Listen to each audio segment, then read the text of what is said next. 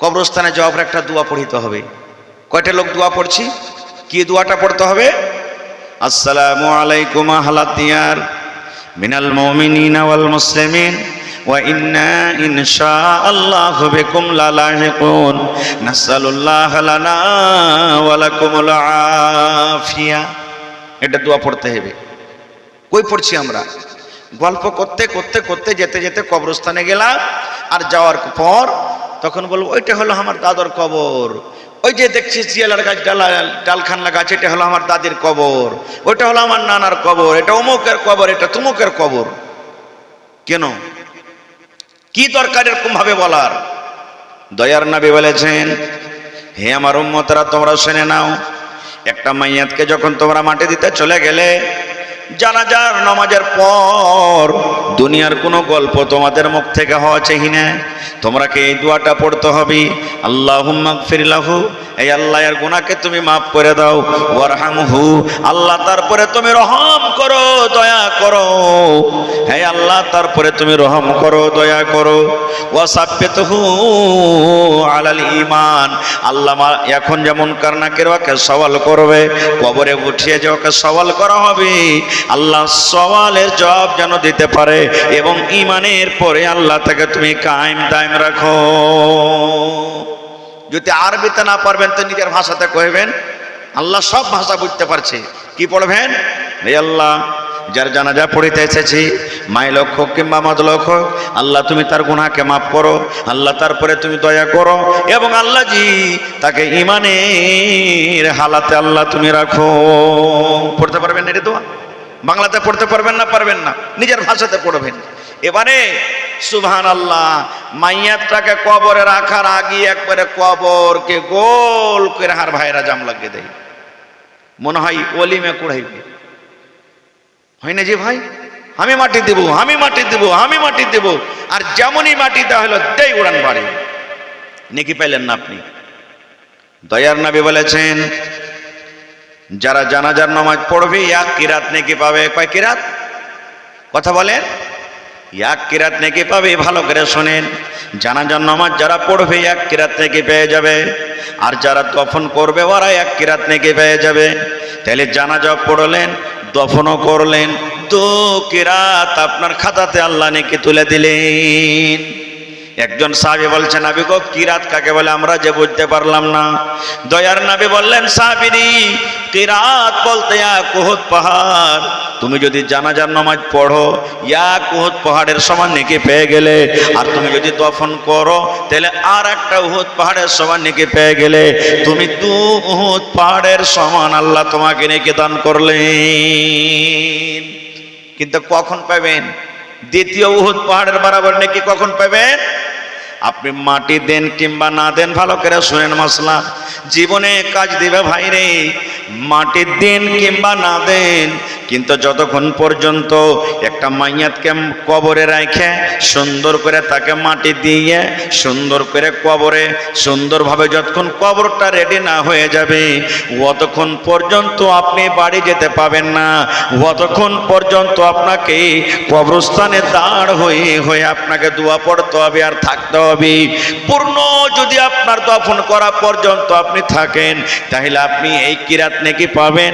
আর যদি আপনি মাটি দিয়ে শুধু চলে গেলেন, তাহলে ওই লোকেরাকে কিন্তু মাটি দেওয়ার নেকি দেওয়া হবে না। হ্যাঁ, এক একটা লোক আছে পেশাব পায়খানার দরকার, পেট খারাপ আছে, গাড়ি ধরতে হবে, এমার্জেন্সি কোনো কাম আছে, চলে গেল, আলাদা কথা।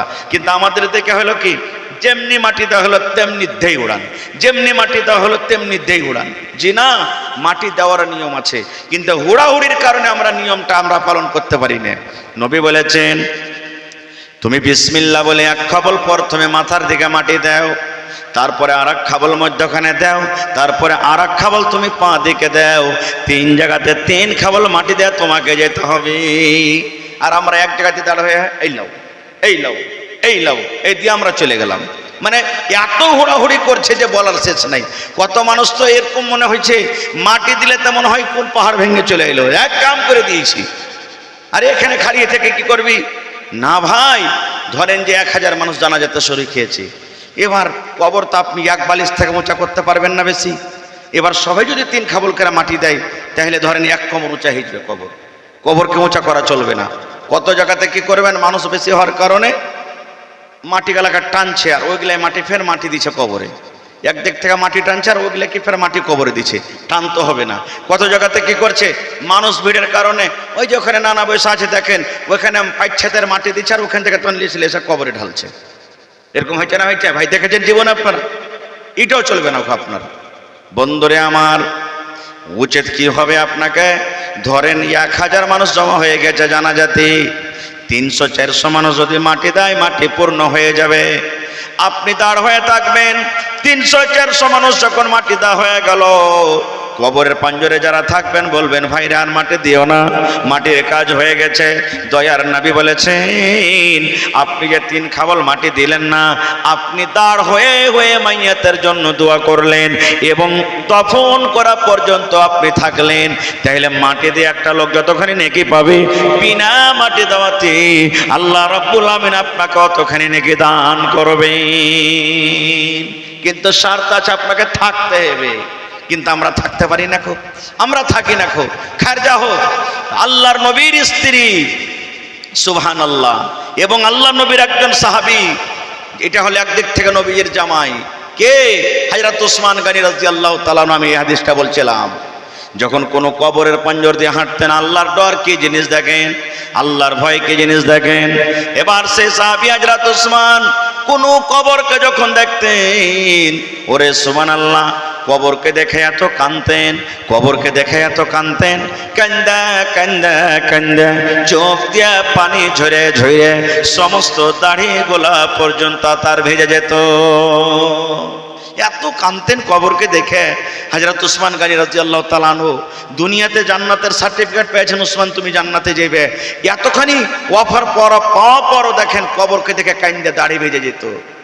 তার কান্দন দেখে অন্য সাহাবীরা তখন বলছেন কি জানেন, ওগো আল্লাহ নবীর জামাই ওসমান, দয়ার নবী জাহান্নামের কথা আমাদের সামনে বলেছেন, কিন্তু জাহান্নামের কথা শুনে তোমার চোখ দেওয়া তো পানি ঝরে না, যত কান্দন তুমি কবরকে দেখে কাঁদছো। কি কবরে আছে, কবরকে দেখে তুমি এত কেন কান্দরে ভাই, তুমি একটু দয়া করে বলবে কি? এই আমার গ্রামের মায়েরা খালারা শুনেন, এইবার হযরত ওসমান বলছেন ভাইরা আমি এই জন্য কবরকে দেখে কান্দি। দয়ার নবী বলেছেন মানুষ যখন মরে যাবে, লোকজন যখন তাকে কবরের ভিতরে রেখে দিবেন, আর যেমনই কবরে রেখে দেওয়ার পর মানুষেরা বাড়ির দিকে রওনা হয়ে যাবে, আল্লাহ রাব্বুল আলামিনের পক্ষ থেকে 2টা কবরে ফেরেশতা আসবেন, আর ওই ফেরেশতা এসে আরবিতে 3টা করে সওয়াল করবেন। যারা 3টা সওয়ালের জবাব দিয়ে দিবে তারা কামিয়াব হয়ে গেল, প্রত্যেক জায়গাতে কামিয়াব হয়ে যাবে, তারা আল্লাহর জান্নাতে চলে যাবে। আর যারা কবরের সওয়ালে ফেল করে যাবে, যারা কবরের সওয়ালে পাস করতে পারবে না, যারা ফেরেশতাকে জবাব দিতে পারবে না, এরা কিয়ামতের দিন কোনো জায়গাতে পাস করতে পারবে না। এই জন্য আমি কবরকে দেখে কান্দি। এবং নবীজি একটা দোয়া শেখালেন, এই দোয়াটা যদি বেশি বেশি করে আপনি পড়েন, আল্লাহ রাব্বুল আমিন কবরের আযাব থেকে বাঁচিয়ে দিবেন। শিখবেন দোয়াটা, শিখবেন দোয়াটা যে ভাই, কবর আযাব থেকে বাঁচার দোয়া। কখন দোয়াটা পড়বেন? দোয়াটা পড়ার কোনো টাইম নেই, যে কোনো টাইমে আপনি পড়িতে পারেন। মায়েরা খালারা ভাত রান্না করছে পড়বে, বাড়ি ঘর ঝাড় দিচ্ছে পড়বে, মায়েরা খালারা কেঁথা সিঁয়াইছে পড়বে, রাস্তা দিয়ে হেঁটে যাচ্ছেন আপনি পড়বেন, দোকানে বসে আছেন পড়বেন, নমাজ পড়তে যাচ্ছেন পড়বেন, মাঠে কাম কাজ করতে চলে গেলেন পড়বেন, যে কোনো পা খালাতে আপনি দোয়াটা পড়িতে পারেন। এবং এই দোয়াটা পড়ার 2টা টাইম আছে রে ভাই, ওই 2টা টাইমে যদি আপনি পড়িতে পারেন তাহলে আপনার জন্য কবর পর্যন্ত সুপারিশ করবে, কবর সুপারিশ করবে যদি 2টা টাইম আর খাস আছে। কখন? দয়ার নবী বলেছেন মাগরিবের নামাজ পড়ে 3 বার পড়িতে হবে। কয়বার? মাগরিবের নামাজ পড়ে 3 বার, আর ফজরের নামাজ পড়ে 3 বার। মাগরিবের নামাজ পড়ে 3 বার পড়তেন, আর ফজরের নামাজ পড়ে যদি 3 বার পড়েন, ওরে আল্লাহ যেমন ফজরের নামাজ এখন পড়বেন কিছুক্ষণ পর 3 বার আপনি পড়ে দিলেন, দোয়া যেগুলো করার আছে তাসবিহ তাহলিলের পর 3 বার পড়ে দিলেন। এবার মাগরিব থেকে নিয়ে উরি সুবহানাল্লাহ, ফজর থেকে নিয়ে মাগরিবের মধ্যে যদি আপনার মত হয়ে যায় ওরে আল্লাহ, তাহলে কবরের ফিতনা থেকে, কবরের আযাব থেকে আল্লাহ রাব্বুল আমিন আপনাকে বাঁচিয়ে নেবেন। এই মতো মাগরিবের নামাজ পড়ে যদি 3 বার আপনি পড়েন, তাহলে মাগরিব থেকে নিয়ে ফজর পর্যন্ত যদি আপনার আমার মত হয়ে যায়, তাহলে আল্লাহ রাব্বুল আমিন কবরের আযাব থেকে বাঁচিয়ে নেবেন।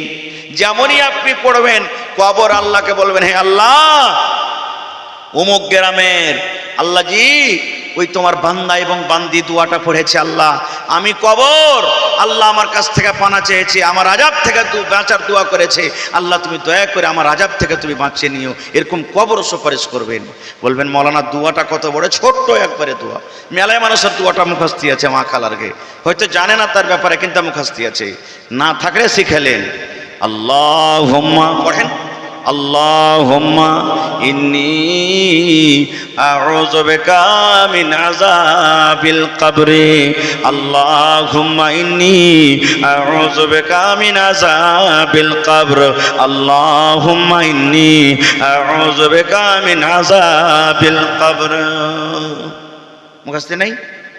সুবহানাল্লাহ, কত ছোট দোয়া, খালি পড়ে দেখেন কত লাভ আর কত মজা পাবেন আপনি।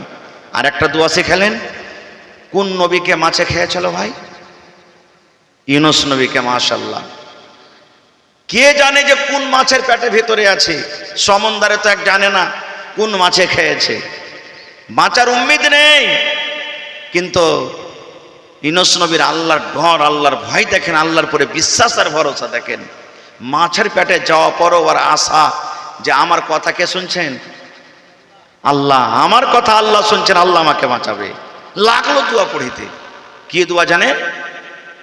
লা ইলাহা, পড়েন, লা ইলাহা ইল্লা আনতা সুবহানাক ইন্নী কুনতু মিনাজ জালিমিন।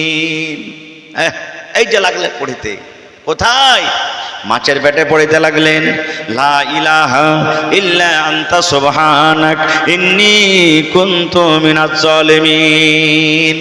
নবী বলেছেন, যদি আপনি দোয়াটা বেছে বেছে করে পড়েন, আল্লাহ রাব্বুল আমিন আপনাকে মুসিবত থেকে বাঁচিয়ে নেবেন, আল্লাহ পেরেশানি থেকে বাঁচিয়ে নেবেন, আল্লাহ কষ্ট থেকে বাঁচিয়ে নেবেন।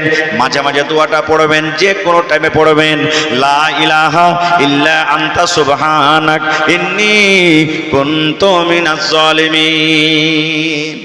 এদিকে ইউনূস নবী মাছের পেটে পড়ছেন দোয়াটা, আর বল্লা দেখবেন, বল্লা যখন উড়ে একরকম বল্লা আছে, ভন ভন ভন ভন করে আওয়াজ করে না?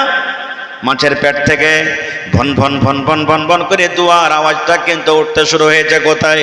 7 আকাশকে পার করে আল্লাহ রাব্বুল আমিন যে আরশের উপরে আছেন, 7 আকাশের উপরে 8টা ফেরেশতাতে আল্লাহর আরশকে তুলে আছেন। এবার আরশের পাঞ্জরে ওই দোয়াটা কিন্তু ভন ভন ভন ভন করে ঘুরতে শুরু হয়ে গেছে। এই দোয়াটা কে পড়ছেন? এই ইলিম, এই খবর আল্লাহর কাছে আছে না নাই ভাই? জোরে বলেন, আছে না নেই? আছে। একদিন গেল, 2 দিন গেল, 3 দিন গেল, 5 দিন গেল, 10 দিন গেল। কেউ কেউ বলছেন ইউনূস নবী মাছের পেটে 40 দিন ছিলেন, কেউ বলছেন 12 দিন ছিলেন, কেউ বলছেন আর কিছু ছিলেন, খায় যাও মাছের পেটে ছিলেন।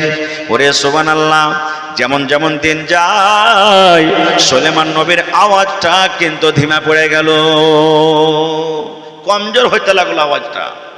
একদিন গেল, 2 দিন গেল, এ করে করে যখন কিছু সময় কেটে গেল, আওয়াজটা যখন কমজোর হয়ে গেল, আল্লাহর ফেরেশতারা যারা আরশকে তুলে নিয়ে আছেন, এবার সেই ফেরেশতারা বলছেন, রব্বুল আলামিন, দুনিয়াতে তোমার কোন এমন বান্দা কিংবা বান্দি আল্লাহ মুসিবতে পড়ে আছে, তোমাকে ডাক দিয়েছি আল্লাহ, তারপরে তুমি দয়া করো, আল্লাহ তার মুসিবতকে তুমি দূর করে দাও।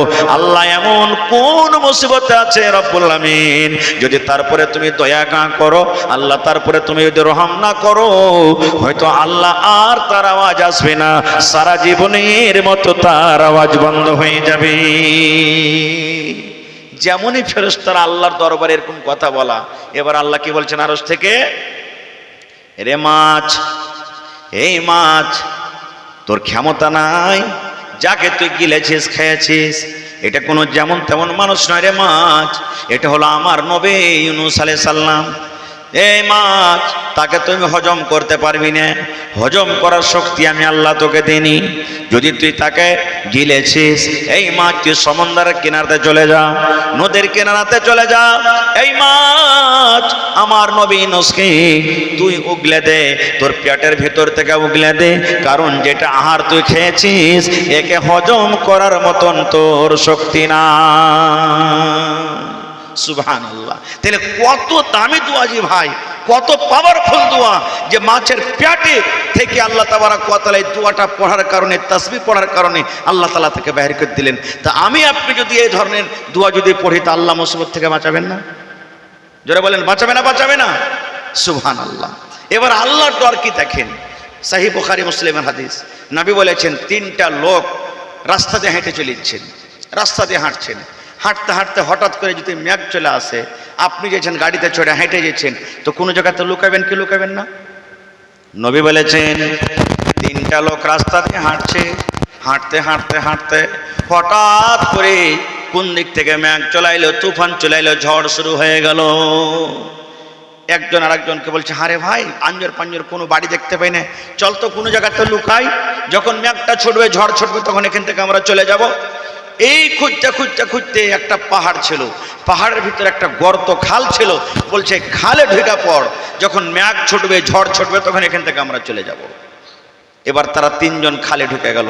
আল্লাহর মাসলিহাত কি দেখেন, দয়ার নবী বলেছেন যেমন খালে ঢুকে পড়, ওরে সুবহানাল্লাহ, পাহাড়ের ওপরে একটা বড় ধরনের পাথর ছিল, পাথরটা গড়তে গড়তে গড়তে গড়তে গড়তে, যেমন মায়েরা খালারা ভাত রান্না করে আর ভাতের মুখে যখন ঢাকন খান চাপিয়ে দেয়, হাঁড়ির মুখে যখন ঢাকন খান চাপিয়ে দেয়, মুখটা যেমন বন্ধ হয়ে যায়, দয়ার নবী বলেছেন এই মতো যেমন তারা গর্তর ভিতরে, খালের ভিতরে জান বাঁচাবো বলে ঢুকেছি, পাহাড়ের ওপর একটা বড় ধরনের পাথর ছিল, পাথরটা গড়তে গড়তে গড়তে গড়তে ওরা যে খালে ঢুকে আছে, ওই খালের মুখটা বন্ধ হয়ে গেল।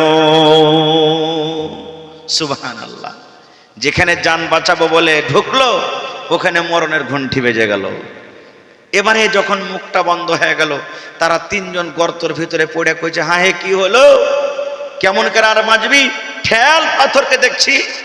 ওরে সুবহানাল্লাহ, নবী বলেছেন তারা তিনজন আপসের মধ্যে নিজের শক্তি হিসাবে পাহাড়টাকে ঠেলতে শুরু করলো, পাথরকে ঠেলতে শুরু করলো, পাথর ঠেলতে ঠেলতে ওরে আল্লাহ তাদের ঘাম শরীর থেকে ছুটে গেল, কিন্তু পাহাড়ের ভিতরে ওই গর্ততে পড়ে আছে এবং গর্তর মুখে যে পাথরটা ঢেকে পড়েছে, এক চুল পরিমাণ পাথর হঠাৎ দূরের কথা হিলাইতে পর্যন্ত তারা পারল না, একটুকু হিলল না পাথর। এবার কইছে ওরা, হ্যাঁ হে ভাই আর বাঁচবো না, খো এক অপরকে বলা বলি করছে, ভাই রে আর বেটার মুখ দেখতে পাবো না, একজন বলছে মায়ের আর মুখ দেখতে পাবো না, আর জীবনে মনে আমাদের জান বাঁচবে না। এই আল্লাহ, যদি কোনো মানুষ এখান দিয়ে হাঁটে চলে যায় আর আমরা যদি তাকে ডাক দিই, আমাদের কথাও শুনতে পাবে না। আল্লাহ জি, আজকে মনে হয় জীবনের মতো এই গর্তের ভিতরে আমাদের কবর হয়ে যাবে। এবারে তিনজনের মধ্যে একজন বলতে লাগলো, এই ভাই এক কাজ কর। বলছে কি? বলছে এখন আল্লাহ ছাড়া আর কেউ বাঁচাতে পারবে না আমাদেরকে, যদি বাঁচাইতে কে বাঁচাবে? আল্লাহ বাঁচাবেন। তো বলছে কেমন করে বাঁচাবে আল্লাহ রে? তো বলছে জীবনে যদি কোনো ভালো আমল করে থাকিস, নেক আমল করে থাকিস, ওই আমলটা আল্লাহর সামনে বল যে আল্লাহ যদি এই কামটা তোমাকে রাজি করার জন্য করে থাকি, তাই তুমি এই মুসিবত থেকে বাঁচিয়ে লাও।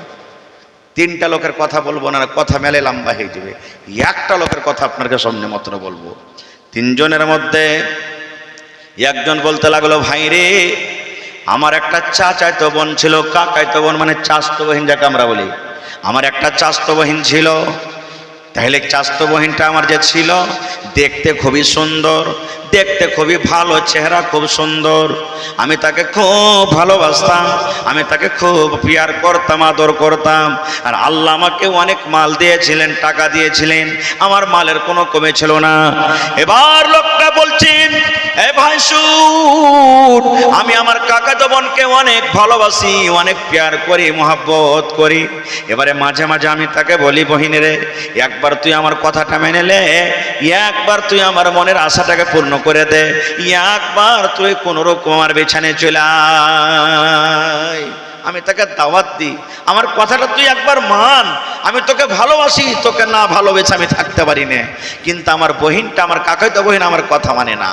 একদিনকার ঘটনা, আমার কাকাইতো বোন আমাকে এসে বলছেন, কি বলছেন, ভাই হে 1000টা টাকা দিবি না রে ভাই, দরকার হয়ে গেছি, টাকা না নিলে আমার বাড়ি চলবে না, আমার সংসার চলবে না, খুব দরকার রয়েছে, এর জন্য তুমি আমাকে কিছু টাকা দাও, কিছু টাকা দাও, কিংবা 1000 টাকা দাও। কিছু টাকার আমার কাছে আবদার করেছে। এবার বলছে আমি জোগাড়ে ছিলাম যে কখন একে আমি পাবো আর আমি তার কথাটাকে আমি মানাবো। এবারে যখন আমার কাছে টাকা যখন আবদার করেছে, আমি তাকে বলে দিলাম টাকা তো দিব, কিন্তু একটা শর্ত আছে। বলছে কি? বলছে আমার পিছনে তোকে একবার আসতে হবে। কিন্তু আমার কাকাইতো বোনের কাছে এত মাজবুরি ছিল যে ও রাজি হয়ে গেল, টাকা না ছিলে তার সংসার চলবে না, রাজি হয়ে গেল আমার কথাতে। বলছে ঠিক আছে, যখন তোর এটাই মনের আকাঙ্ক্ষা খায়েশ আছে যে একবার তোর বিছানা আমাকে আসতে হবে, তা আমি রাজি, কিন্তু টাকা দিয়ে আমার দরকার আছে। লোকটা খালে পড়ে পড়ে বলছেন, আল্লাহ তুমি তো সবই জানছো রব্বুল আলামিন, আমি 1000 টাকা দিয়ে দিলাম তাকে, আর আমাদের দুজনের আপোসের কথা হয়ে গেল, অমুক দিন অমুক জায়গাতে অমুক টাইমে তুমি চলে আসবে এবং আমরা দুইজন মিলে খুব খুব করে আমরা মজা করব। এবারে টাকা নিয়ে চলে গেল বাড়ি। ঠিক যেদিন টাইম দেওয়া ছিল, সময় দেওয়া ছিল, ওই বলছে আমার কাকা দেওয়ান হাজির হয়ে গেল। এবার লোকটা বলছে রব্বুল আমিন তুমি জানো আল্লাহ জি, একটা স্বামী একটা স্ত্রী যখন মিলন করে, সহবাস করে, এবার নবী বলেছেন ওরে আল্লাহ তারা এত কাছে হয়ে গেল, এত কাছে হয়ে গেল, তারা হামবিস্তারি করার জন্য, জিনা ব্যভিচার করার জন্য এত কাছে হয়ে গেল। যেমন একটা স্বামীর দোকান পা দোকান জাং, আর একটা মেয়ে ছেলের দোকান পা দোকান জাং, যখন 4টা জাং এক জায়গাতে জড়ো হয়ে যায়, তারপরে তারা নিজের কাজ করবে, এরকম সময় এরকম কাছে হয়ে গেল। লোকটা বলছে আমার কাকাতো বোনের দোকান পা দোকান জাং, আমার দোকানটা পা দোকান জাং, 4খান জাং এক জায়গাতে হয়ে গেল, এখন আমি কাজটা শুরু করব। এরকম টাইমে আমার কাকাতো বোনের চোখ দিয়ে ঝরঝর ঝরঝর করে পানি ঝরতে শুরু হয়ে গেল। এবার লোকটা বলছে বহিন রে তুই কাঁদছিস কেন? তোর সাথে তো আমি জবরদস্তি করিনি, তুই তো নিজের মনে এসেছিস, রাজি খুশি এসেছিস, কেন তুই কাঁদছিস? এবার বেটি ছেলেটা বলছেন ভাইরা আল্লাহকে দেখে তুমি ডরাও, আল্লাহকে দেখে তুমি ভয় করো, আমার সাথে যে তুমি কাজটা করতে আসো এটা হলো গুনার কাজ, এটা হলো পাপের কাজ। আমার এই যে আল্লাহ রাব্বুল আমিন আমাকে যেটা আমানত দান করেছেন, এই আমানতের খিয়ানত করা আমার দ্বারাতে হবে না। এই যে আল্লাহ আমাকে যেটা নিয়ামত দান করেছেন, এই নিয়ামতের হকদার আমার যে স্বামী হবে শুধু সেই হবে যে আমাকে মোহর দিয়ে আমাকে বিবাহ করবে, আমার স্বামী আমার এই বান্ধন খুলবে, এই ঠিবিকে খুলবে, এই ছাড়া দুনিয়ার কোনো মানুষের জন্য জায়েজ হবে না। ভাই তুমি আল্লাহকে দেখে ডরাও, আল্লাহকে দেখে ভয় করো, আল্লাহকে দেখে তুমি ডরিয়ে ভয় করে তুমি আমাকে ছেড়ে দাও। এবার লোকটা ওই গর্ততে পড়ে পড়ে কাঁদছে আর বলছে রব্বুল আমিন এত আমি সুযোগ পেয়েছিলাম, এত আমি কাছে হয়ে গেছিলাম, এত কাছে হওয়া সত্ত্বেও আল্লাহ তোমার ডরে তোমার ভয়ে আমি তাকে ছেড়ে দিলাম, আমি তার সাথে আর জেনা করলাম না, তার সাথে আর কোনো ভুল করলাম না। আয় রব্বুল আমিন এই কাজটা যদি তোমার জাহান্নামের ডরে আমি করে থাকি, কবরের ডরে করে থাকি, তোমার ভয়ে আমি করে থাকি, এই রব্বুল আমিন এই কাজটা যদি আমি আমার কাকাতো বোনকে আমি যদি ছেড়ে থাকি একমাত্র তোমাকে ডরিয়ে তোমাকে ভয় করে, আল্লাহ যে গর্তের ভিতর আমরা পড়ে আছি দয়া করে এই পাথরকে আল্লাহ তুমি সরিয়ে দাও। দয়ার রাসূল বলেছেন 3 জন মিলে যে পাথরটাকে হেলাতে পারলো না, যেমন এই লোকটা নিজের ঘটনা বয়ান করলো, পাথর সরসর সরসর করে সরতে সরতে 3 ভাগ করে 1 ভাগ পাথর আপনি ফুটে গেল। নারে তাকবীর। কিন্তু এখনো বাড়াইতে পারবে না, শুধু আসমানটা দেখতে পেয়েছে 3 ভাগ করে 1 ভাগ ঘটলো। আমার বলার উদ্দেশ্য ভাই যে দেখেন ডর কি জিনিস এবং নিজের জীবনের নেকি কি জিনিস। জীবনে এরকম যদি নেকি আপনি করে থাকেন, হইতে পারে আল্লাহ তাবারাক ওয়া তাআলা এই নেকির কারণে আপনার জীবনে এরকম কত মুসিবতকে আল্লাহ তাআলা দূর করে দিবেন। আর একটা সহিহ হাদিস শুনেন, রাসূল বলেছেন একটা লোক ছিল জীবনে এত পাপ এত গুনাহ করেছে যে আল্লাহ তাবারাক ওয়া তাআলা ডর হয়েছে কখন যখন মরবে তখন। এবারে মেলায় মানুষ থাকে না, জোয়ানি বয়সে খুব পাপ, আর মরার টাইমে তখন মসজিদ ধরলে তার ছাড়াছাড়ি নেই। একটা বুড়া 80 বছরকার বুড়া মসজিদের গেটে বসে আছে সাহানে, আর ওইখান দিয়ে প্রত্যেক দিন একটা যুবক চলে যায়, হেঁটে চলে যায়। 2 দিন 4 দিন পর তার বুড়াটা একদিন বলছে, এই যুবক শোনো এখানে। বলছে কি কথা? বলছে তুমি মুসলমান না হিন্দু? তুমি মুসলমান না গায়ের মুসলমান? বলছে আমি মুসলমান। নওজওয়ান বলছে আমি মুসলমান। তুমি যখন মুসলমান তো আজানের টাইমে তুমি মসজিদে আসো না, একদিনও তোমাকে মসজিদে দেখতে পাই না, নামাজ পড়ো না, কি কেমন কি ব্যাপার? এবার নওজওয়ান বলছেন, বাপজি বুড়াবো তখন নামাজ পড়বো। কি বলছেন? বুড়াবো তখন নামাজ পড়বো, এখনো আমার বয়স হয়নি, এখনো নামাজ পড়ার আমার টাইম হয়নি, এখন আমি জওয়ান হয়ে আছি। আপনার বয়স হয়েছে, আপনি নামাজ পড়েন, আমি যখন বুড়াবো ঠিক আমি আল্লাহর ঘরে আমি চলে যাব। কথাটা শোনার পর তখন ওই বয়স্ক লোকটা বলছেন, তুমি 1 মিনিট এখানে দাঁড়াও, আমি বাড়ি থেকে আসছি। বাড়ি চলে গেলেন, একটা কলম নিয়ে নিলেন, একটা কাগজ নিয়ে নিলেন।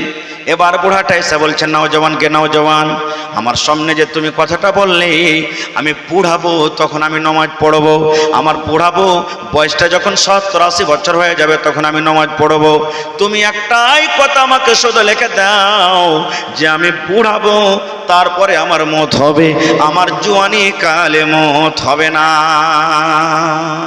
বলছে এটা কি লিখে দিতে পারা যায় নাকি? মতের কি কোনো গ্যারান্টি আছে আমি কখন মরবো? হ্যাঁ।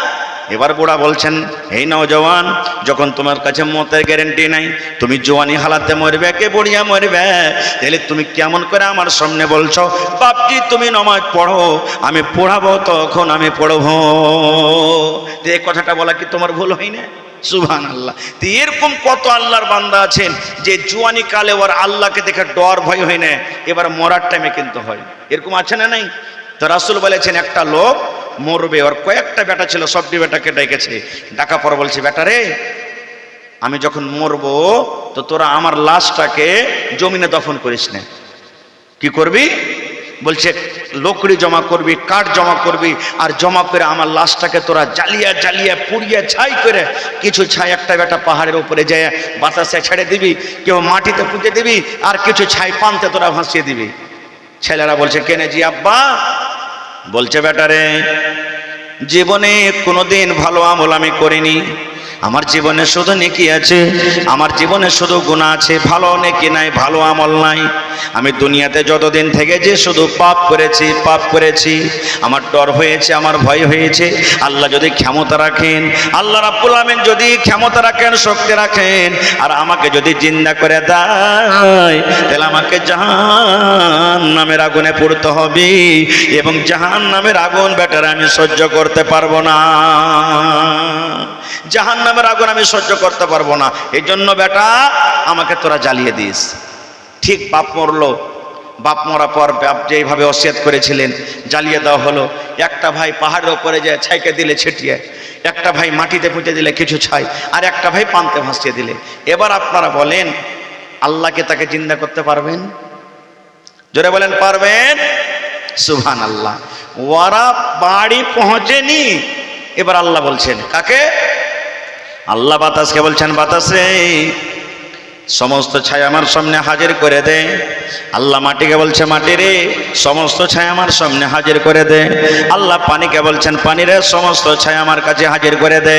সমস্ত ছাই যখন হাজির হয়ে গেল, এবার আল্লাহ ছাইকে বলছেন, কোন কোন তুমি হয়ে যাও, কোন তুমি মানুষ হয়ে যাও। যেমনই আল্লাহ কোন বললেন, ফায়াকুন মানুষ হয়ে গেল। এবার আল্লাহর সামনে মানুষ দাঁড় হয়ে গেল। এইবারে রব্বুল আলামিন বলছেন, বান্দা রে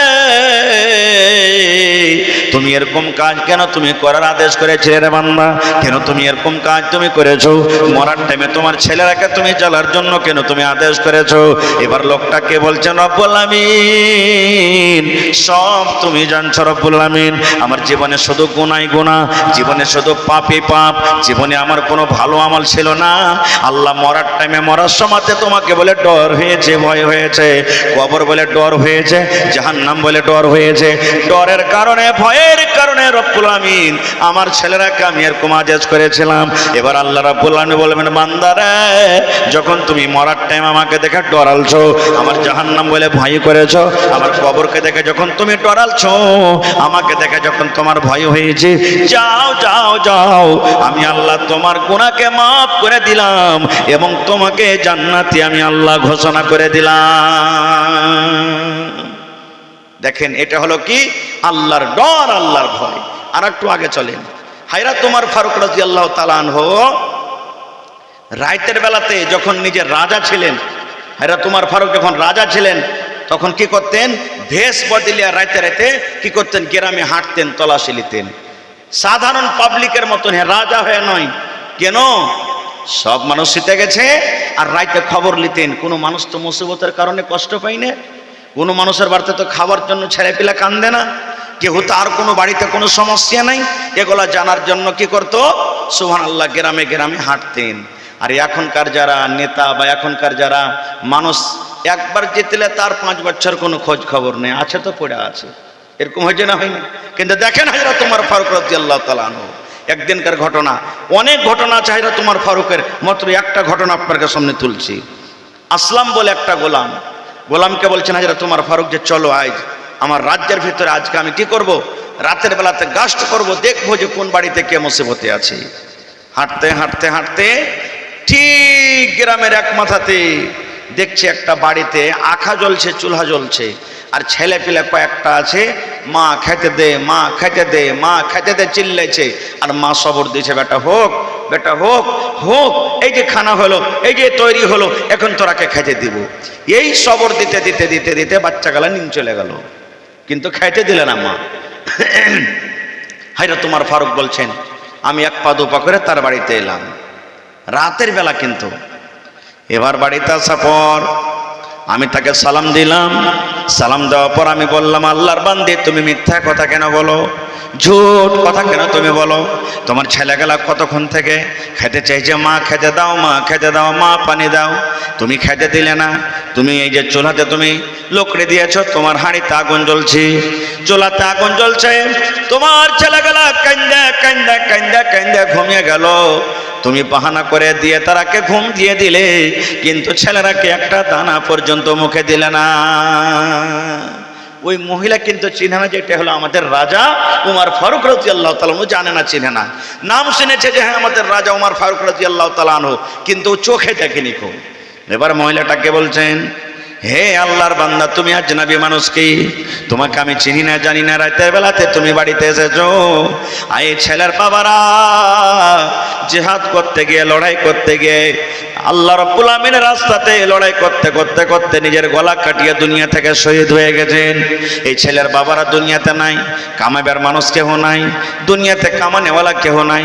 আমি আখার ভিতরে ওরে আল্লাহ জাল দিচ্ছি, আর হাড়ের ভেতরে পাথরকে আমি চাপিয়ে রেখেছি, এবং যখন আমি জাল দিই পানি গেলে যখন গড় গড় গড় গড় করে ফুটে পাথরগুলো আওয়াজ হয়, যখন পাথর আওয়াজ হয় আমি আমার ছেলেরাকে বলি ধন রে সবর করো, সবর করো, সবর করো, এই দেখো রান্না বান্নার কাজ হয়ে গেল, রান্না বান্না হতে গেলে তোমাদেরকে আমি খাবার দিব, কিন্তু আজনবী মানুষ বাড়িতে কোনো দানা নাই, পানি নাই, এই করে করে করে কান্দা কান্দা কান্দা সবর দিয়ে দিয়ে ছেলেগুলা যখন ঘুমিয়ে যায়, মা তখন আমি আরাম পাইনি।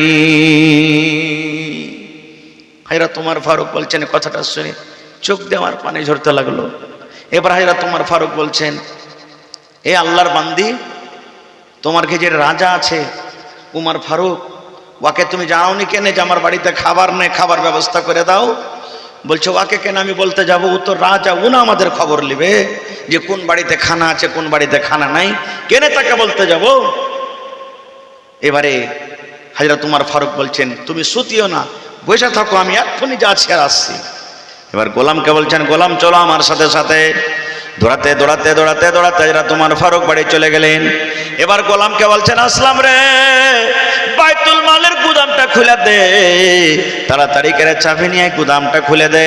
এবার যখন গুদাম খোলা হয়ে গেল, এক বস্তা এক বড়া আটা বাহির করে গোলামকে বলছেন, হাজরা তোমার ফারুক গোলাম, এই বস্তা তুই আমার মাথাতে চাপিয়ে দি। এবার এই কথাটা শোনার পর গোলাম বলছেন, আমিরুল মুমিনিন, আপনি তো হলেন একটা রাজা, আপনি তো হলেন একটা মুসলমানের রাজা, মুসলমানের নেতা, আমি একটা গোলাম, আপনার সাথে আমি আছি, আটার বস্তা আপনি আমার মাথাতে চাপিয়ে দেন, আমি ডুহে নিয়ে যাব, আপনার মতো রাজাকে আমি মাথায় নিতে দেব না। এই আমার ভাইয়েরা শোনেন, কেমন রাজা, কেমন আল্লাহর ডর, আল্লাহর ভয় ভেতরে দেখেন। এবার হাজরা তোমার বলছেন, এরে গোলাম, এই আসলাম শোন, আল্লাহ রাব্বুল আমিন যদি কিয়ামতের মাঠে আমাকে যদি কাঠগড়াতে দাঁড় করে দেয় আর বলে, উমার তুমি মুসলমানের রাজা হয়েছিলে, অমুক বাড়িতে দেখো রে, না খেয়ে ছেলে মেয়েরা ঘুমাইতো, না খেয়ে রাতের বেলাতে ঘুম পাড়তো, না খেয়ে রাতের বেলাতে শুতে যেত, তুমি তাদের খোঁজ খবর নেওনি, কেন নেওনি, আজকে তুমি হিসাব দাও। এই সওয়াল যদি আল্লাহ কিয়ামতের দিন আমার করেন, তাহলে কেমন করে আমি আল্লাহ রাব্বুল আমিনের সামনে জবাব দিব?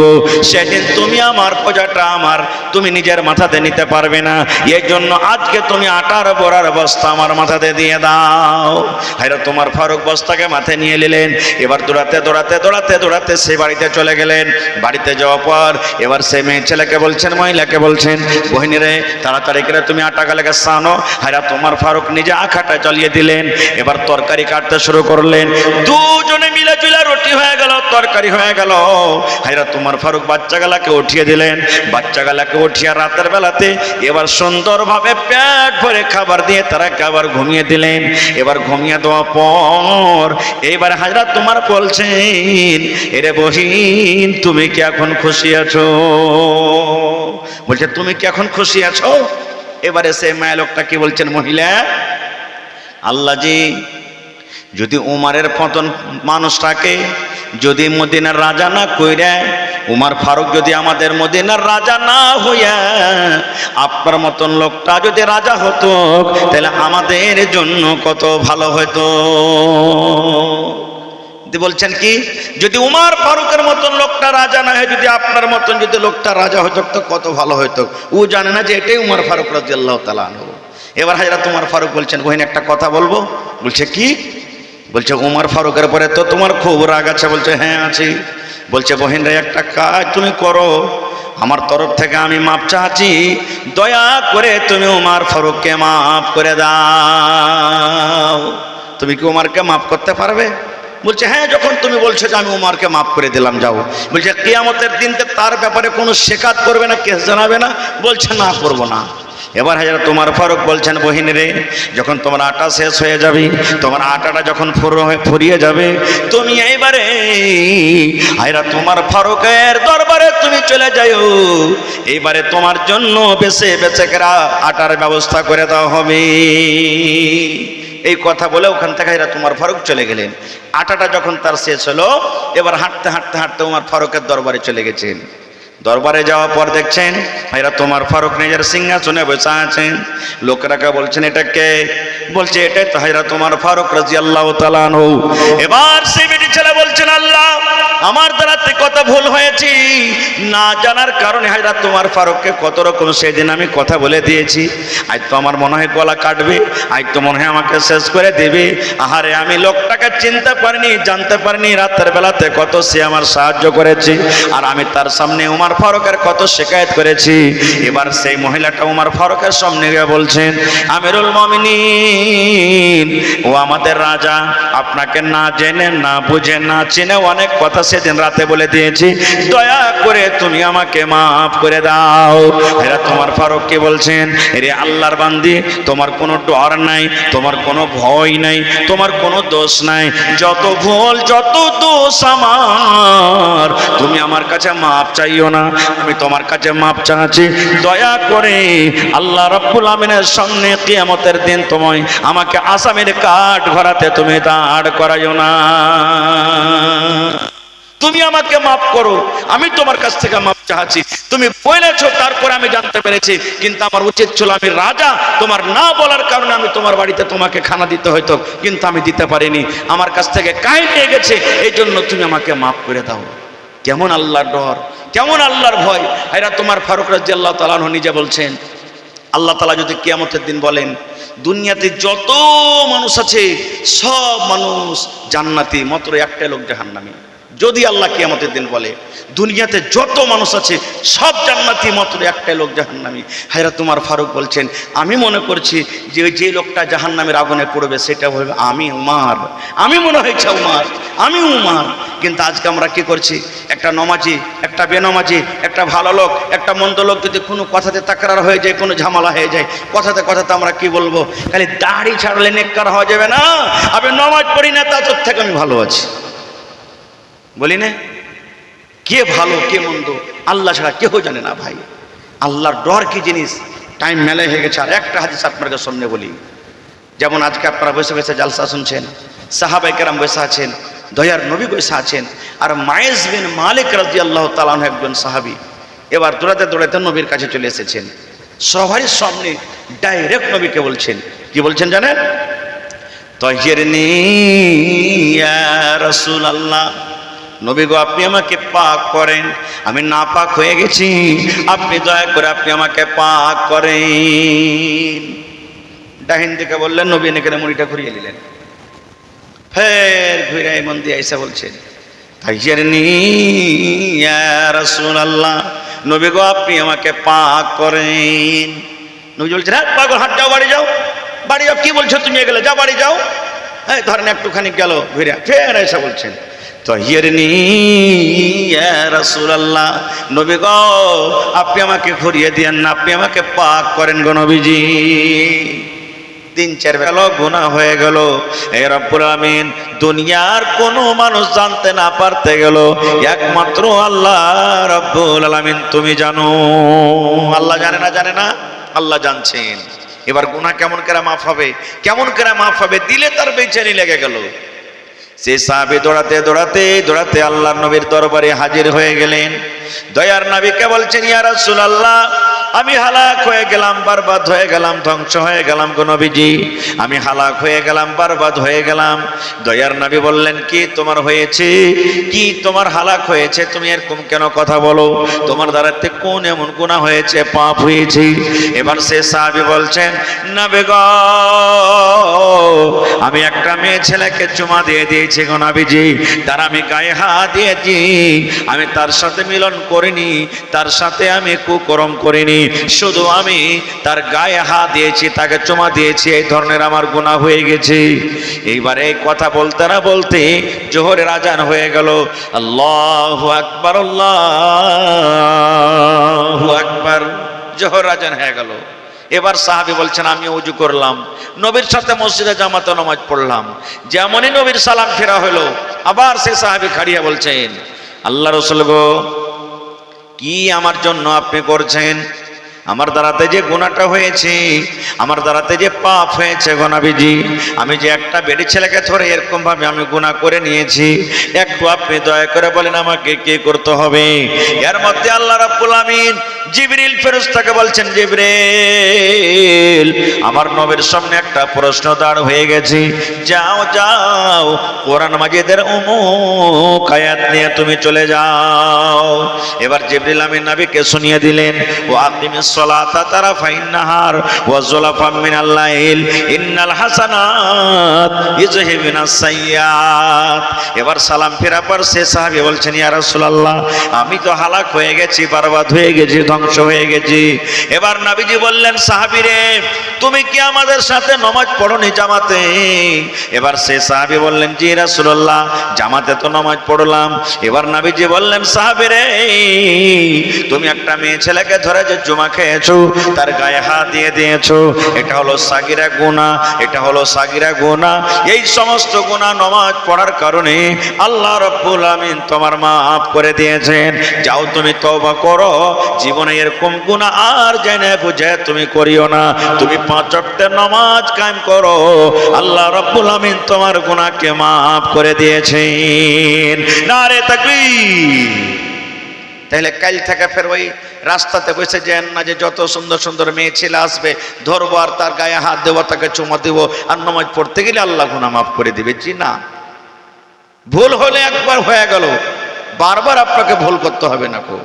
নমাজে কত পাওয়ার আছে দেখছেন, কত পাওয়ার। একটা অপরিচিত মেয়ে ছেলেকে সুবহানাল্লাহ চুমা দিলে সে সাহাবী, নমাজ পড়ার কারণে আল্লাহ গুনাহকে মাফ করে দিলেন।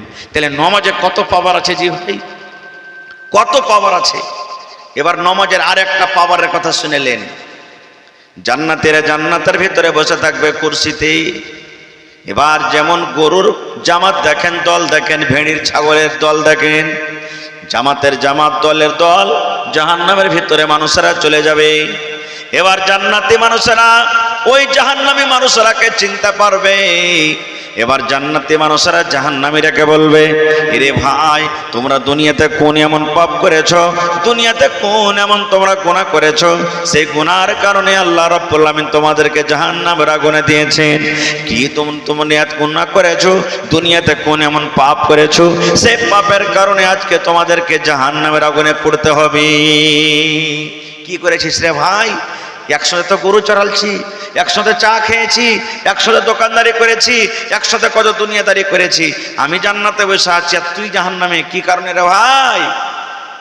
তাহলে বোঝা গেল যে এক মানুষ দোসরা মানুষকে চিনতে পারবে নাকি জি ভাই? চিনতে পারবে জান্নাত জাহান্নামে। যখন জান্নাতীরা বলবে কি কারণে জাহান্নামে গেলি, তখন জাহান্নামীরা মানুষরা বলবেন, ক্বালু লাম নাকু মিনাল মুসাল্লিন। ও জান্নাতি ভাইরে, দুনিয়াতে আমরা নামাজি ছিলাম না। ভাইরে একসাথে চায়ের দোকানে গেছিলাম, যেমনই মাগরিবের আজান হয়ে গেল তুমি ওইটা মসজিদে চলে গেছিলি, আমি দোকানে বসে বসে সময়টাকে আমি কাটিয়ে দিয়েছি। একসাথে আমরা মাঠে কাম কাজ করতে গেছিলাম, আমি মাঠে কাম কাজ করতে থেকে গেছি। আর যেমনই নামাজের টাইম হয়েছিল তুমি দুনিয়ার কামকে বাদ দিয়ে তুমি আল্লাহর ঘরে চলে যেয়ে তুমি নামাজটা তুমি কায়েম করেছো। ভাইরে দুনিয়াতে তুমি নামাজ পড়েছো, যার কারণে আল্লাহ তোমাকে জান্নাতে ঘোষণা করেছেন, এবং দুনিয়াতে দুনিয়ার সব কাম করতে পেরেছি, কিন্তু আমরা নামাজ পড়িতে পারিনি। আরো কয়েকটা কথা আছে জাহান্নামে যাওয়ার, তার মধ্যে একটা হলো কি, জাহান্নামীরা নিজে বলবে যে আল্লাহ জাহান্নামে ছিলাম না কো। তাহলে বোঝা গেল যে নামাজের কত পাওয়ার, যে যদি মানুষ নামাজ না পড়ে তোকে জাহান্নামে পর্যন্ত নিয়ে চলে যাবে। এবার আর একটু শুনেন, আল্লাহর ডর কাকে বলে, আল্লাহর ভয় কাকে বলে। আজকে আমরা মাটি দিতে যাচ্ছি, আপনার কি এলাকাতে আছে কি না? যখন মাটি দিতে যাইবেন আপনি মাইয়ার আগা আগা হাঁটবে, আমরা পিছে পিছে হাঁটবো, আপনারা হাঁটবেন। তো এই দুনিয়ার কি গল্প হয়? এখানটা ভুঁই কারবে, ভুট্টা গালা কত মোটা মোটা হেলে গেছে, এ ধান গালা কার, এক মাখানের পাত্তা গালা খুব বড় বড় হয়েছে বেকার। এরকম দুনিয়ার গল্প হয়? হয় কি হয়নি? কবরস্থান চলে কেন নাই সাথে, এমন ঘরে রইতে হবে যে ঘরে নাই বাতি।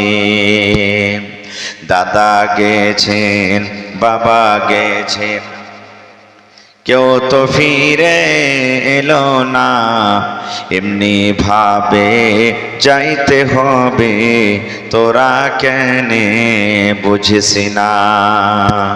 সাধের ছেলে চলে যাবে আর তো আব্বা ডাকবে না, পরনের বিবি চলে যাবে আর তো ঘরে ফিরবে না। নারে তাকবীর। আজকে জলসার যোগ্যতময় শ্রদ্ধেয় সভাপতি সাহেব, সামনে বসে থাকা ইসলাম দরদি, দিন দরদি ভাই বাবাজিরা, পর্দানাসীন মায়েরা, খালারা, সমস্ত তারিফ ও গুণগান সেই মহান আল্লাহ তাবারাক ওয়া তাআলার জন্য, যে মহান আল্লাহ তাবারাক ওয়া তাআলা আজকে আমাদেরকে নরম গরম বিছানাকে ত্যাগ করে এই পিণ্ডালের তলাতে একত্রিত হয়ে বসে কিছু বলার ও শোনার তৌফিক দিয়েছেন। তাই আমরা আল্লাহ তাবারাক ওয়া তাআলার প্রশংসা করি, অন্তর থেকে মুহাব্বতের সাথে সকলেই পড়েন আলহামদুলিল্লাহ। তারপর আমাদের শেষ নবী হযরতে মুহাম্মদুর রাসূলুল্লাহ পড়েন সাল্লাল্লাহু আলাইহি ওয়াসাল্লামের পর অগণন দারুদ শরীফ শান্তির দ্বারা বর্ষিত হোক, আমিন। আল্লাহুম্মা সাল্লি আলাইহি আল্লাহুম্মা বারিক আলাইহি। একজন আমার ভাই বেনামিতে 500 টাকা দিয়েছেন, আব্বা মারা গেছে, আল্লাহ তার আব্বার কবরে তুমি জান্নাতের বিছানা দিয়ে দাও।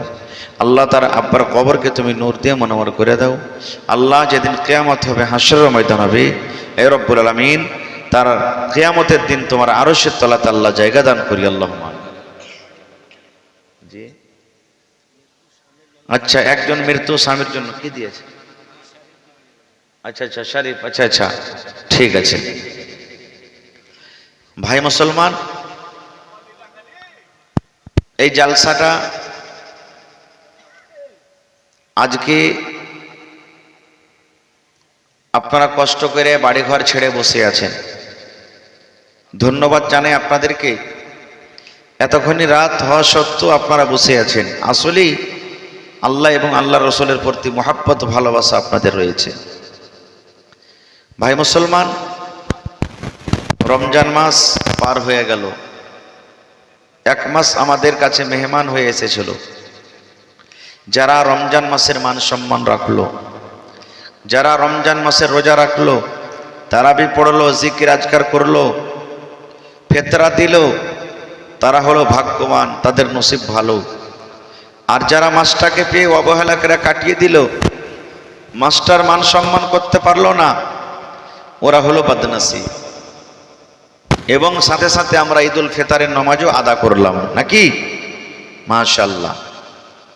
এবারে কত ভাই এমন আছেন, কত মা খালা এমন আছেন, রমজান মাসে রোজা করতে পারেনি, হয়তো সাফারি ছিলেন, বেমারি হালাতে ছিলেন, একটা দুটা তিনটা পাঁচটা 10টা রোজা ছুটে গেছে। ওই ভাইরাকে, মায়েরা, খালারাকে বলবো, আপনারা যত তাড়াতাড়ি পারবেন বাকি রোজাটাকে আপনারা করে নেন, যত তাড়াতাড়ি পারবেন। এবং নবীর একটা হাদিস আছে, যে মাসটা এখন চলছে এটা হলো শাওয়ালের মাস। এই মাসে 6টা রোজা আছে, নাফল রোজা 6টা রোজা আছে। নবী বলেছেন, যদি কোনো আল্লাহর বান্দা, আল্লাহর বান্দি এই শাওয়াল মাসে 6টা রোজা করতে পারে, আর রমজান মাসের 1 মাস তো রোজা করলেন, রমজান মাসের 1 মাস রোজা আর এই মাসের 6টা রোজা যারা করে নেবেন, রাসূল বলেছেন গোটা বছর যেন সে রোজার হালাতে থাকলো। পড়েন সুবহানাল্লাহ। এত নেকি আছে। তাহলে রোজাটা কখন করতে হবে? এই মাসের ভিতরেই করতে হবে 6টা রোজা। এক লাগাতার পারবেন তো এক লাগাতার করেন, বাদ দিয়ে দিয়ে পারবেন তো বাদ দিয়ে দিয়ে করেন। এ হপ্তাতে একটা দুটা করলাম, ওই হপ্তাতে একটা দুটা করব, তাও করতে পারেন। দুদিন একটা করলেন, আবার দুদিন বাদ দিয়ে আর একটা করলেন, তাও করতে পারেন। এই মাসের ভিতরে যেমন ইচ্ছা যেইভাবে আপনি 6টা রোজা আপনাকে করতে হবে। যদি আপনি করতে পারেন তাহলে কিন্তু আপনি বেশি বেশি নেকি পাবেন। এবং আর একটা কথা বলে দিই, এই মাস হলো শাওয়াল, তারপরে জিলকাদা, তারপরে জিলহিজ্জা। জিলহিজ্জা একটা মাস, যেই মাসে আমরা কুরবানি করি। কুরবানির আগা দিন অর্থাৎ চাঁদের 9 তারিখে, ভালো করে শুনবেন, কুরবানির আগা দিন জিলহিজ্জা মাসের 9 তারিখে ছোট বড় নর নারী যদি কোনো আল্লাহর বান্দা, আল্লাহর বান্দি একটা আরফার রোজা করতে পারে, একটা রোজা আছে আরফার রোজা, যাকে ইয়াউমে আরফার রোজা বলা হয়, রাসূল বলেছেন ওর জীবনের 2 বছরকার গুনাহ আল্লাহ মাফ করবেন। পড়েন সুবহানাল্লাহ। কয় বছরকার? 2 বছরকার ছোট ছোট সাগিরা গুনাহকে আল্লাহ মাফ করে দিবেন। এই জন্য এই যে মাসে কুরবানি হবে, কুরবানির মাসে চাঁদের 9 তারিখে একটা রোজা আছে আরফার রোজা, ওই রোজাটা আমাদেরকে করতে হবে। এটা আল্লাহ তাবারক ওয়া তাআলা খুবই ফজিলতের রোজা দিয়েছেন আমাদেরকে। এবার আর একটা কথা বলে দিই, আল্লাহর কিছু বান্দা বান্দি এমন আছেন দুনিয়াতে যারা বিছানায় পড়ে আছেন, রোজার মাসে রোজা করতে পারেনি। এমনই বেমারি আল্লাহ দিয়েছেন যে ভালো হওয়ার কোনো আর চান্স নাই, উম্মিদ নাই, ভালো হইতেই পারবে না, কি রোজার মাসে রোজা রাখতে পারলো না। তো রাসূল বলেছেন, আল্লাহ বলেছেন ওর জন্য ফিদিয়া আছে। যদি ফিদিয়া দিয়ে থাকেন তো আলহামদুলিল্লাহ, যদি না দিয়ে থাকেন তো যত তাড়াতাড়ি পারবেন একটা রোজার বদলাতে 1.25 কিলো করে চাইল, প্রত্যেক রোজার বদলাতে 1.25 কিলো করে চাইল। এবার 1 মাসের 1.25 কিলো করে এক জায়গাতে জড়ো করে আপনি ফকির মিসকিন গরিব দুঃখিয়াকে যেইভাবে পারবেন আপনি পেটে দেবেন। 5 কিলো করে, 10 কিলো করে, 20 কিলো করে, 2 কিলো করে, 1 কিলো করে, যেটা আপনার সুবিধা হবে আপনি দিয়ে দিবেন, কিন্তু ওইটা মসজিদে লাগাবেন না।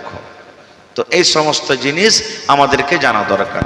ভাই মুসলমান, খারজা হোক, আমি খুতবার পর আপনাদের সামনে একটা আয়াত পড়েছি। আল্লাহ তাবারাক ওয়া তাআলা কোরআনে বলছেন, ইয়া আইয়ুহাল্লাযীনা আমানু, হে ঈমানদারেরা, তোমরা আল্লাহকে দেখে ভয় করো, আল্লাহকে দেখে ডরাও। আমাদের কাকে দেখে ডরাইতে হবে ভাই? কথা বলেন, কাকে দেখে ডরাইতে হবে? আল্লাহকে দেখে ডরাইতে হবে। কেমন করে ডরাইতে হবে? হাক্কা তুকাতি, যতখানি আল্লাহ রাব্বুল আমিনের ডরার হক, যেইভাবে শক্তি আছে আপনার, আল্লাহ তাবারাক ওয়া তাআলাকে দেখে ডরাইতে হবে, ভয় করতে হবে। তারপরে আল্লাহকে বলছেন, তুমি মরে যাইও না, অর্থাৎ তোমার জন্য মত না আসে। কতক্ষণ পর্যন্ত? যতক্ষণ পর্যন্ত তুমি মুসলমান না, অর্থাৎ যেন তোমার মত হয় তো মুসলমানের হালাতে, মুসলমানের অবস্থা যেন তোমার মত হয়। আল্লাহ তাবারাক ওয়া তাআলা দুটা কথা বললেন। একটা, আল্লাহকে দেখে ভয় করতে হবে শক্তি হিসাবে, নর হোক নারী হোক, ছোট হোক বড় হোক, রাজা হোক বাদশাহ হোক, আমির হোক গরিব হোক, যে কোন হালাতে হোক আল্লাহকে দেখে ভয় করতে হবে, আল্লাহকে দেখে ডরাতে হবে। এবার আপনি বলেন, যে মানুষের ডর আল্লাহর ভিতরে আসবে, তারা দুনিয়াতে কোনো পাপ করতে পারবে? জোরে বলেন, পাপ করতে পারবে কি? জোরে বলেন, পাপ করতে পারবে? দুনিয়ার কোনো পাপ তার কাছে হবে না। আর যার ভিতরে আল্লাহর ডর নাই, দুনিয়ার কোনো গুনাহ করতে পারে? পারে কি পারে না ভাই? দুনিয়ার কোনো গুনাহ করতে পারে। কেমন করে আল্লাহকে দেখে ডরাবো আমরা? কেমন করে আল্লাহকে দেখে ভয় করব? আল্লাহ তাবারাক ওয়া তাআলাকে কিভাবে আমরা স্মরণ করব যে আল্লাহর ডর আমাদের ভিতরে আসবে? আমি কয়েকটা ঘটনা, কয়েকটা উদাহরণ আপনাদের সামনে দিই। যেমন আল্লাহ তাবারাক ওয়া তাআলা নিজের পাক পবিত্র কোরআনের ব্যাপারে বলছেন। কি বলছেন? লাউ আনজালনা হাযাল কুরআন, আল্লাহ রাব্বুল আলামিন বলেন, হে দুনিয়ার মানুষ, যদি আমার পাক পবিত্র কোরআন আমি পাহাড়ের ওপরে নাজিল করতাম, আল্লাহ বলছেন যদি আমার পাক পবিত্র কোরআন আমি পাহাড়ের ওপরে নাজিল করতাম, তাহলে তোমরা পাহাড়কে দেখতে, পাহাড় ভয়ের কারণে, আল্লাহর ডরের কারণে পাহাড় একবারে রেজা রেজা হয়ে যেত। কোরআন কি জিনিস! সুবহানাল্লাহ।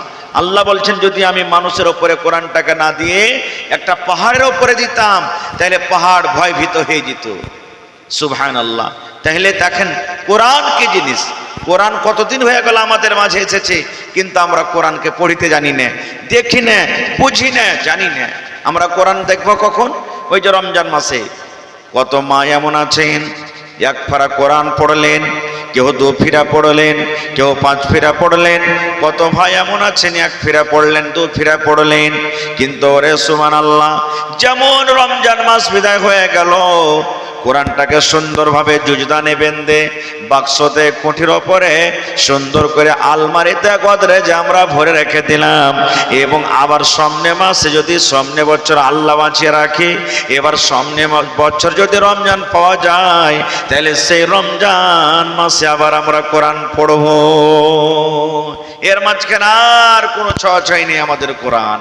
জি না, এটার নাম পড়া নয় ভাইরে। কোরআন মাজিদে একটা সূরা আছে, সেই সূরাটার নাম হলো সূরাতুল কাহফ। 15 পারার শেষ থেকে শুরু হয়েছে, 16 পারাতে যে শেষ হয়েছে। সেই সূরাটা আপনি পড়বেন। কখন পড়বেন? প্রত্যেক জুমার দিন পড়বেন। প্রত্যেক জুমার দিন পড়বেন। জুমার দিন যদি আপনি সূরাতুল কাহফ তেলাওয়াত করতে পারেন, গে মা এ আমার ভাইরা শুনেন, দয়ার নবী বলেছেন আল্লাহ রাব্বুল আমিন দাজ্জালের ফিতনা থেকে আল্লাহ আপনাকে বাঁচিয়ে নেবেন। দাজ্জালের ফিতনা থেকে আল্লাহ আপনাকে বাঁচিয়ে নেবেন। এজন্য প্রত্যেক মুসলমান এটা চেষ্টা করবেন যেন সূরাতুল কাহফকে আমি কি করি, জুমার দিনে পড়িতে পারি। তো আল্লাহ তাবারাক ওয়া তাআলাকে দেখে ডর করতে হবে। কেমন ডর? নবীর জামানাতে একজন সাহাবী একটা দোকানদার ছিলেন, খাজুরের দোকান দিতেন। আজকে আমার ভাইয়েরা মেলায় দোকানদারি করে না, গায়ে বিস্কিট বিক্রি করে, চকলেট বিক্রি করে, বিভিন্ন রকমের সামান বিক্রি করে। নবীর জামানাতে দোকান ছিল। একজন সাহাবী দোকানদারি করছেন, আর একটা মহিলা তার দোকান সয়দা কিনতে গেছে, খাজুর কিনতে গেছে। এবার ওই সাহাবী বলছেন যে রে আল্লাহর বান্দি, দোকানে ভালো খাজুর নেই, তুমি যদি পারো তো চলো আমার বাগানে কিংবা বাড়ির ভিতরে খাজুর ভালো আছে, তোমাকে আমি খাজুর দিব। মহিলাটা বলছেন ঠিক আছে চলো তাহলে, যদি তোমার বাগানে কিংবা বাড়ির ভিতরে ভালো খাজুর পাইতে চলো। ও কিন্তু জানে না যে আমাকে খাজুর কিনতে কেন ডাকছে। এবার চলে গেলেন। ওই সাহাবী বলছেন আমি ওই বেটি ছেলেটাকে ধরে চুমা দিয়ে দিলাম। ওইটা আমার বাড়িয়ালি নয়, ওইটা আমার বিবি নয়, ওইটা আমার অপরিচিত গ্রামের মানুষ, কেউ আমার লাগে না। আমি মেয়ে ছেলেটাকে ধরে আমি চুমা দিয়ে দিলাম, গা হাতে তার আমি হাত দিয়ে দিলাম। সেই সাহাবী বলছেন শুধু তার সাথে মিলন করা ছাড়া, হামবিস্তারি ছাড়া সব কাজ আমি তার সাথে আমি করে নিলাম। আমাদের মতন তো নয় জি ভাই, আরে গুনাহ হলো থাক, কে হতে দেখেনি, থাকা গুনাহ হলো তো হলো, পাপ হলো তো হলো। কিন্তু ওরে আল্লাহ, সেটা ছিলেন একজন সাহাবী। মোটামুটি 10টা 11টার সময় দিনের বেলাতে এরকম ঘটনা ঘটে গেল। এবার গুনাহ করার পর তার ভিতরে হুলকি মারতে শুরু করে, যে কিসের হুলকি? আল্লাহর ডর। হে রব্বুল আমিন, ওইটা আমার বিবি নয়, ওইটা অপরিচিত মহিলা, আমাকে এরকম কাজ তার সাথে করতে হতো না। আমি তার গালে চুমা দিয়ে দিলাম, আমি তার গা হাতে হাত দিয়ে দিলাম, আমার দ্বারাতে যে ভুল হয়